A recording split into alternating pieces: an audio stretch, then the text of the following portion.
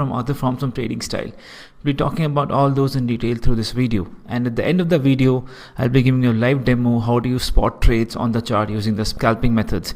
So do stick on to there to understand how do you trade a scalping in your day-to-day trading by using just simple charting tools. So let's begin our discussion on that.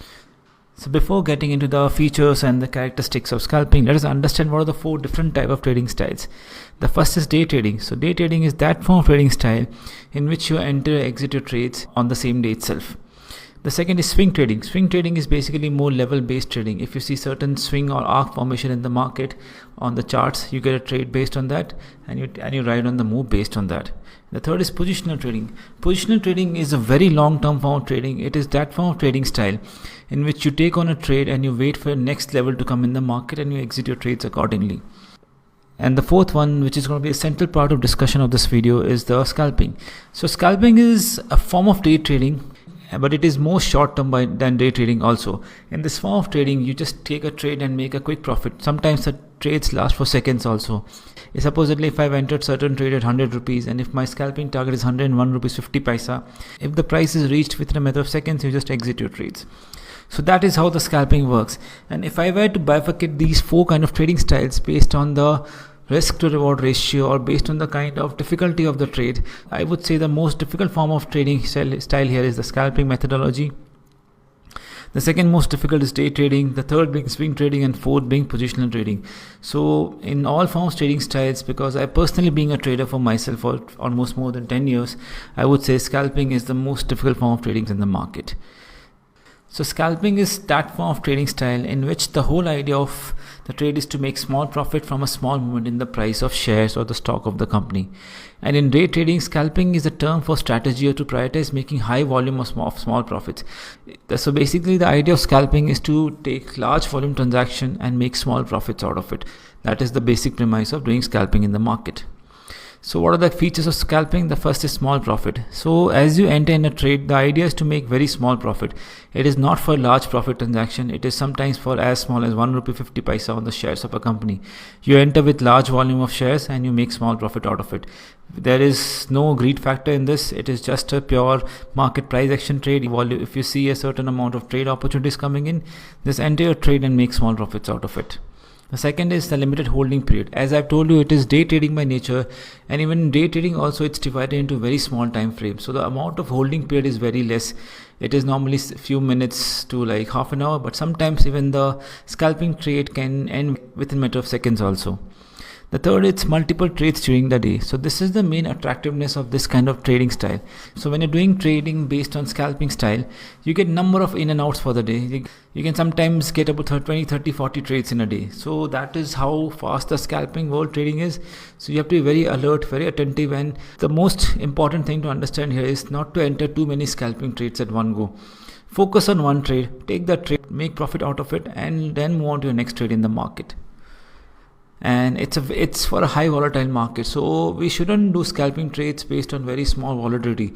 Volatility is a friend of scalping. So when the market is volatile is when you get a lot of scalping chances, and you should book your profits immediately as in when the trade moves in your direction.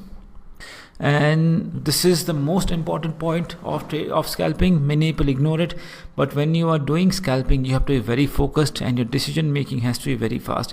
You cannot be thinking after taking a trade. Before your trades are entered, you have to be very focused. You have done your research completely, and then you take trades based on that, and you just follow the rules which you set for a trade.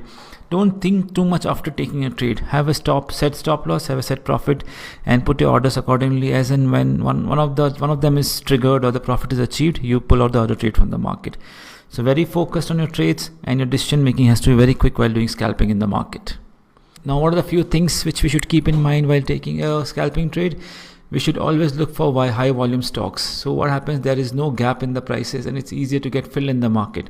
You shouldn't trade scalping on those trades where the spread is very high. Supposedly, when I'm saying spread is very high, if I were to give an example of say If the shares of XYZ company, the bid price is at say 101 rupee and the ask price is at say 103 rupees, those are not good trades for scalping.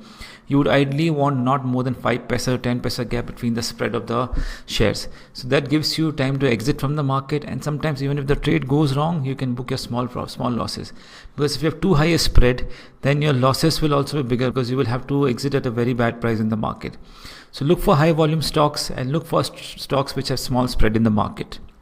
And most importantly, take the trades which suit your trading style. If you are someone who likes trading on the bull side, or if you are someone who likes to trade on the bear side, and if you get a trade opportunities based on your trading style, that is the best form of a scalping methodology. Trade in the field of scalping, never trade out of your comfort zone. If your trade is within your comfort zone, you always get better trades in the market, and you'll start thinking in a fresh and a better way when you're doing a trades which suits your trading style. And this is very important. Always have a stop loss for your trade, especially in scalping. Never leave your trades without any stop loss. Always face your stop loss on the screen, because if you don't do that, sometimes as a human tendency we keep on holding to our loss making position thinking that the market will come back. But if the market doesn't come back, you can lose all the money which you could have made in months within one trade also. So that is why always have a stop loss for your scalping trades in the market. And start always slow, as I've already told you, and it applies to all the walks of life. If you have to start very slowly with small amount, because scalping is an art which you learn with time. No one is born as a scalper. You do your trades, small trades with 1 share, 2 share, 10 share, 20 shares, and you grow in your confidence. As and when the confidence grows, your size in the market also can grow up. And it is very important to understand, once your size has grown up, doesn't mean the size can't come down. If you're low on confidence again in trading, you have to reduce your size and again go back up to your style in the market. So these are the most important characteristics or things to be kept in mind by first scalping. You should trade in high volume stocks, take trades which suit your trading style, always have a stop loss for your trade, and start slow in the market. And now the thing which I'll try to say in this is that what kind of market we should be trading. For example, if you're doing scalping purpose, I would say indexes are good for scalping because they work on level based trading, and their whole fundamental picture covers the whole economy as well. So something like a bank nifty, something like a nifty or nifty financial service indices are good for scalping.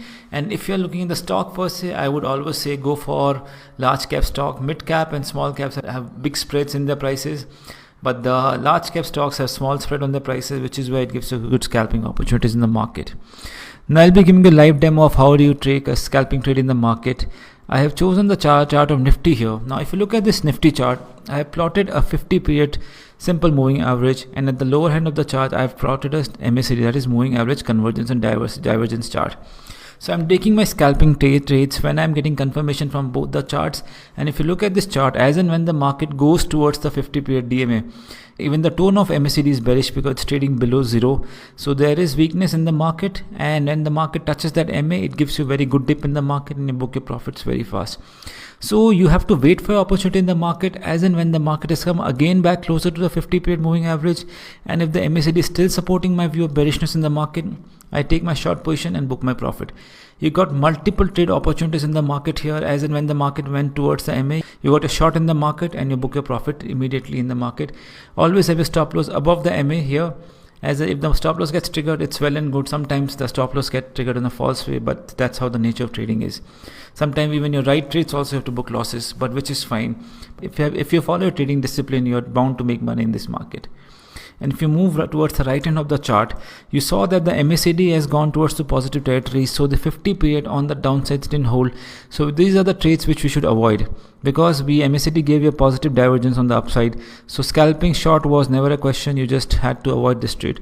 So as and when the indicators which you religiously follow, if you understand those indicators, use those indicators in short-term chart period. I have used 10 minutes for my reference. It could be 5 minutes, 15 minutes, 30 minutes, depending on your trading style. And if those indicators give you a signal to buy or sell in the market, do your scalping trades based on that. I've used MACD, some people use stochastic, some people use Bollinger Band, depending on your trading style.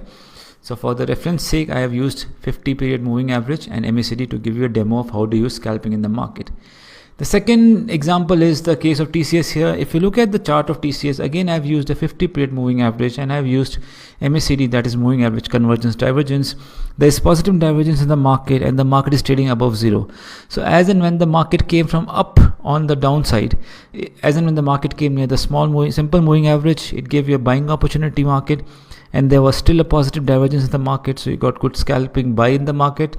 You kept your stop loss below it. It could have triggered your stop loss at these points, but as I said, these are nature of market. It sometimes triggers your stop losses, but as long as you follow discipline, you get good trading opportunities in the market. And if you look at towards the right hand side, the place where I've circled here, this is a point where the MACD gone to negative territory. So this was a point I am to avoid long trades in the market and not look for scalping opportunities on the buy side. I hope this simple presentation and demo gave you a brief of scalping. What is scalping is, what should be done, what should not be done. I hope this video was informative. I hope to see you in future videos of financial education. Thank you so much.